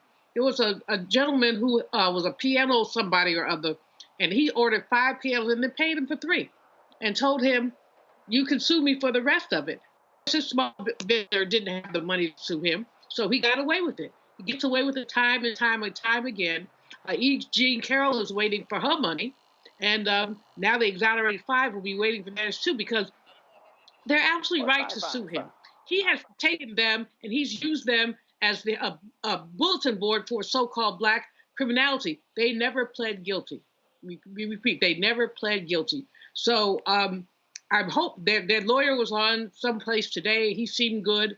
And this is a case that he cannot dismiss this if he's elected. We pray that he's not elected, but if he is, he can't dismiss this one. He might be able to dismiss the federal, but he can't dismiss this. Yep, absolutely. Makongo. You know, watching the pictures of the actual trial when it happened that you were showing, it just made me think of the weight of what these brothers had to deal with in 89, 90, like that picture there. I mean, it's one thing when you have police falsely accuse you and all of that, the forced confessions, that's always happened. But then you have a guy like Trump, who on many levels was, you know, one of the most important figures, or at least famous figures in New York at the time, coming at you. And the fact that they were able to sustain that and come out the way they are now, I know just all of the issues that I hear in the interviews and the like. And so I'm really happy that they are still standing, that they are still strong, and that they're able to go after him right now. Some people would just say, I just want to get on with my life. That time's over. I forgive. But and maybe they would have if he didn't do what he did in the debate. And he's never going to stop. So just like as Dr. Malvo said with E. Jean Carroll, people have to do this work to shut him up and shut him out. And so I hope that they get every penny. But look, this is a guy who gets lots of charges thrown at him and gets convicted and so on and so forth, doesn't serve jail time, doesn't pay the fines, you know. And so I'm just hoping that we got to win so that these cases can continue. But I'm just really proud of what these brothers and their families have done and what they're continually doing with their lives and getting out there in this public space. And let's lastly remember that the woman who was actually raped endured a lot of this, in terms of there was someone who was actually who didn't want to confess to this, right? And so he lived his life, you know, in prison as well. But I think that there's a lot of victims in this, and I'm just really happy that they're actually going after Trump right now. And I hope that they get everything that they deserve and he gets everything he deserves. Let's go to Kentucky, where opening statements started on today in the federal retrial of former Louisville Metro Police Officer Brett Hankinson. Hankinson is charged with violating the civil rights of Breonna Taylor and others for his actions during a botched raid at her home in 2020. The jury consists of 8 women and 7 men. All the jurors are white, except for one black man. It's the same racial makeup in Hankinson's trial last fall, which ended in a mistrial. If convicted, Hankinson faces life in prison. We talk about this all the time on Makongo. This is a perfect example. This is what happens when you have an aggressive Department of Justice Civil Rights Division. That was a mistrial. They could have easily said, you know what, I'm not going to retry them. Well, Kristen Clark's Civil Rights Division said, no, we are going to retry him to get justice for Breonna Taylor. And I'm just going to say that should Kamala win, I'm hoping that Kristen Clark I think he becomes the Attorney General. I mean, I know it's a whole Justice Department, so on and so forth, but this is powerful. This Justice Department, sometimes we feel like they take long with the insurrection and so on and so forth, but with these cases, they have been very serious. They have been very diligent in what they are doing, and they're not speaking up enough about it because that's just not what they do. But we need to speak up about it because so many of us have this mindset of, oh, well, nothing's going to happen. People get off all of the time. And that type of mindset even prevents us from wanting to file charges when something less egregious happens, as what happened with Breonna. And so this needs to be publicized in all of our spaces, and this needs to be talked about, because we can't just look at, you know, Breonna Taylor's life and just think that it's over just because some people didn't get charged or some other folks got fired because of a shot that went through someone else's apartment. Her life was real. Her story is real. I met her mom. Her family is real. And I appreciate the fact that the Justice Department has not let this go, and so many of the other cases. And when you have a guy with Trump's bombast trying to do everything he can to support the police and talk about everything he's going to do with immunity and the like, we need to see that the Justice Department that is active right now is not letting these cases go. So kudos to Kristen Clark. Kudos to Merrick Garland and the Justice Department on this. And Gavin, this is exactly why when you have an aggressive Department of Justice, they do this type of thing. Again, I don't think for a second that a Donald Trump, Jeff Sessions, Bill Barr, DOJ will give a damn about the life of Breonna Taylor, and they likely would have never even charged this cop. Absolutely not.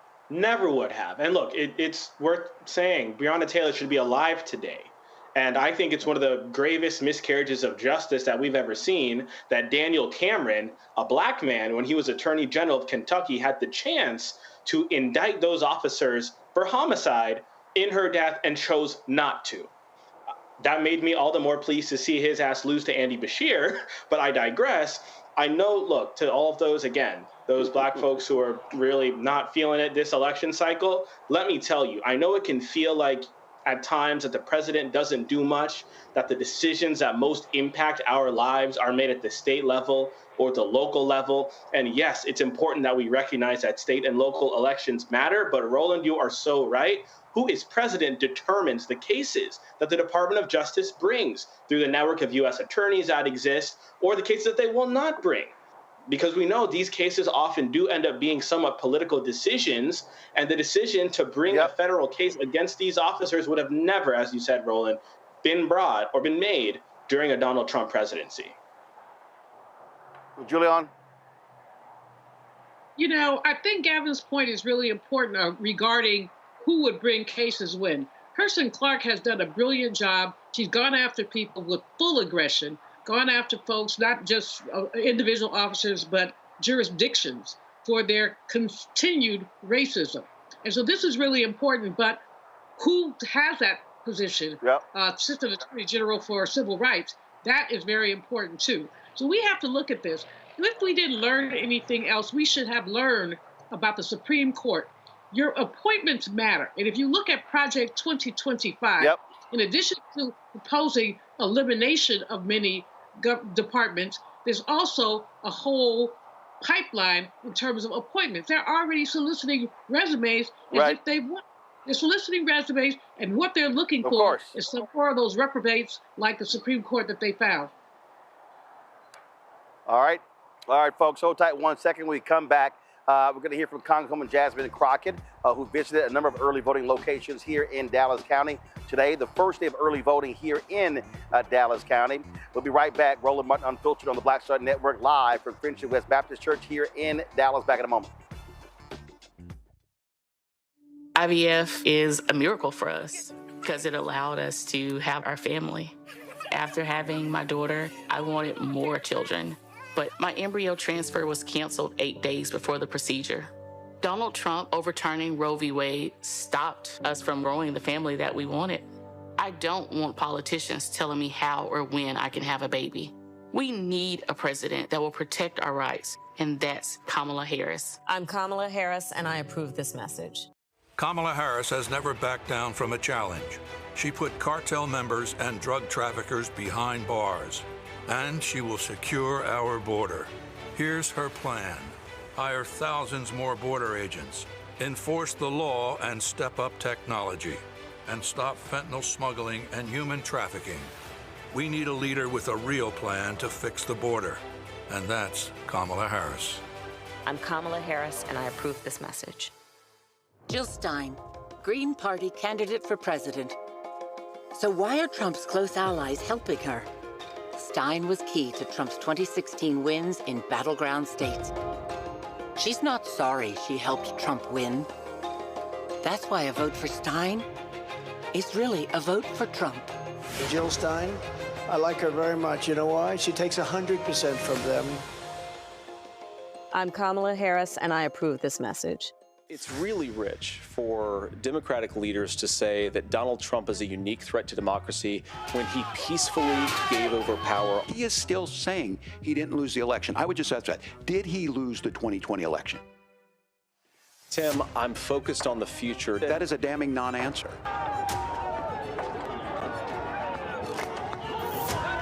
America, I think you've got a really clear choice of who's going to honor that democracy and who's going to honor Donald Trump. Hi, I am Tommy Davidson. I play Oscar on Proud Family, Louder and Prouder. I don't play Sammy, but I could. Or I don't play Obama, but I could. I don't do Stallone, but I could do all that. And I am here with Roland Martin on Unfiltered.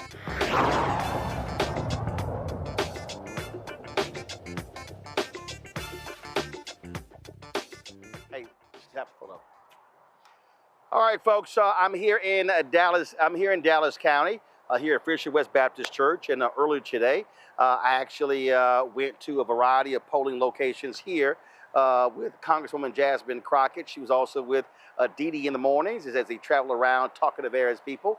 And so I had a chance to catch up with her. They started at Lancaster High School with the students who did a stroll to the polls. And I caught up with her here at Friendship West. We talked about this election. Stops in Dallas County. It's been great turnout all day. Yes, it has been. I'm really excited. We know that Texas 30 is fired up. In fact, Texas 30 has the second highest voter turnout district in the state, and I'm coming for that #1 spot. So I am so excited to see that my constituents are showing up on day one and they are willing to stand in line, get chairs, or do whatever it takes, because this election matters just that much. Folks, they've been having you all over the place. You've been living on planes. Yes. Talk about what you've been seeing and hearing across the country. Yeah, it's been really positive, but for me, I tell them to send me into the areas in which they can't send other people into. So I just had a situation in Vegas where 2 young men showed up in MAGA hats and tried to, come at me. But listen, we know where the policy lies, and we know where the lies lie.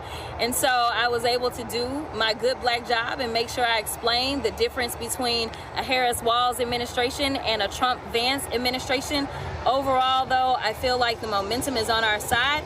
We just need to keep pushing, and we need to keep the focus on the real issues. And the real issues look like the fact that women in this country have become second-rate citizens in specific states. And if the Republicans have their way, then this Trump Supreme Court, and if Trump somehow gets into the White House, then this will be across the entire country. So don't think that just because you're in New York or California or somewhere where they have actually decided to recognize that we should have rights over our bodily autonomy, that you are safe. That is what's on the line. So make sure that you get out and vote. And honestly, we need somebody. Everybody's talking about economics. My question is, where is his economic plan? All I've heard, I ain't even really heard concepts of a plan when it comes to the economics of it, but we know that Vice President Harris is looking to make sure that that black wealth gap is actually starting to continue to shutter, because we know under this administration it's actually been decreasing. But we know with the policies that they're trying to put in place, continuing those Trump tax cuts, that's only going to put us into a worse situation. So make sure you get out and vote. Whatever your issue is, just Google Project 2025 and your issue. And if you like what it says, then vote for the orange one. But if you don't like what it says, then you know that Harris-Walz is the ticket for you. And I gotta ask you, it has to be has to tick you off as a female politician to see a presidential candidate stand on stage and talk about a pro-golfer's genitalia and national media act like it's no big deal. I mean, if a woman candidate did that, if Vice President Kamala Harris did that, these folks would be losing their minds. It goes to show you how they have just normalized crazy. Yeah, I don't even know what to characterize it as. I will say that it is clear that somebody is enjoying a privilege that the other candidate is not. This person said years ago that he could go and kill somebody and avoid prosecution, and now we have his Supreme Court that basically said, yes, I will go ahead and give you immunity to break the law and do whatever you want to do. Listen, this is the party of lawlessness. They look at our black skin and they think that it existing in and of itself is breaking the law when it's not. And so they have decided to criminalize our blackness. They have decided to criminalize our diversity and decide to go after diversity, equity, and inclusion and things like that. But the real crime here is allowing a man who's not even allowed to operate a business in the state of New York to have the audacity and a shot at operating the largest and best country in the world. It does not make sense. That we know that they continue to move the bar and raise the bar when it comes to my vice president. But let me tell you something, she always rises to the occasion. She even decided that she would go into the belly of the beast and go on Fox News, and then went in and went off on the guy that was interviewing her. So let me tell you, there's only one person that is strong in this race, because as you started off this question, being strong has nothing to do with genitalia. It has everything to do with having character and the ability to lead, and there is only one person in this race, and it just happens to be a woman who has the character that we need to lead us on day one. And I'm about to get one of these shirts to rock on the show. That's right. We're gonna get you one before you leave. Yeah, I'm gonna have to do this here. I didn't even realize he rolled up, y'all. My petty pastor here, y'all. You said your petty pastor? My petty pastor. Hold on, this is Bishop Roland Martin. Bishop Roland Martin preached at your church yesterday. He preached at your church yesterday. Acted like still in North Carolina. Like he need another job. You doing good with this I'm good. I'm good. This only job. I told you I'm bootleg. But Doc, I thank God for the courage of this sister right here, because in too many instances, our Democrats have not had a spine to talk back and clap back.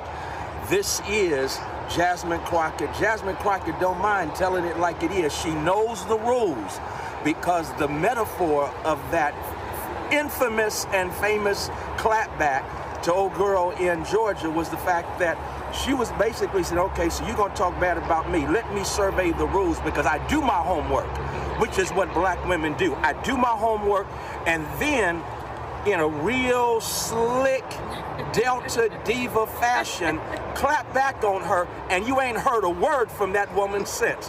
Why? Because that's really what it means. For me, Jasmine Crockett showed us that if we have the spine to clap back at injustice, clap back at racism, white supremacy, toxic masculinity, I'm clapping back at a clown who got hit too many times in the head, and so he wears a shirt that disparages a black woman. His mama's a black woman and had the nerve to wear a shirt like that in support of someone who does not mind bragging about grabbing women by their private parts. And you got the nerve to wear a shirt like that? I'm clapping back at you because you've had too many hits to the head playing football, and maybe you need to go ahead and get yourself some real therapy and get yourself some help to talk about a black woman like that. And so my thing is, this election is our time, Roland, to clap back against injustice and clap back against the last 10 years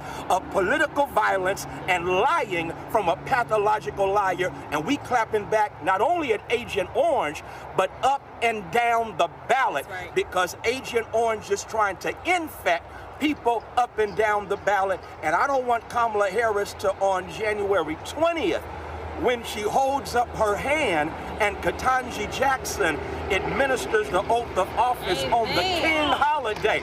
Listen, that's Ketanji, that's Kamala, and that's King, a new KKK, because we clapping back against injustice.